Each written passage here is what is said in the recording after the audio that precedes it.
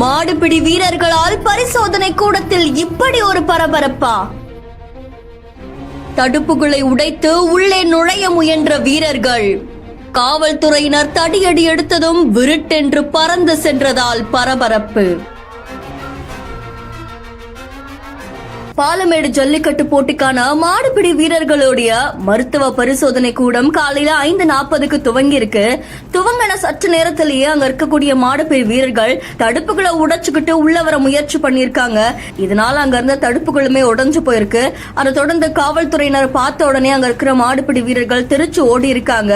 பரிசோதனை கூடத்துல இப்படி பரபரப்பை ஏற்படுத்தினது பலரையுமே அதிர்ச்சிக்குள்ளாக்கி இருக்கு. இதை தொடர்ந்து அங்க இருக்கிற சூழ்நிலையை சமாதானப்படுத்துறதுக்காக காவலர்கள் தடியடி எடுத்து அங்க இருக்கிற கட்டையில அடிச்சிருக்காங்க. அதை தொடர்ந்து கீழே விழுந்திருந்த தடுப்புகளையும் எடுத்து வச்சிருக்காங்க.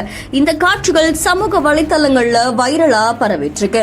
இந்த செய்தி தொடர்பான உங்களுடைய கருத்துக்களை கமெண்ட்ல சொல்லுங்க. மேலும் செய்திகளுக்கு பிஹேண்ட் ஃபாலோ பண்ணிக்கோங்க.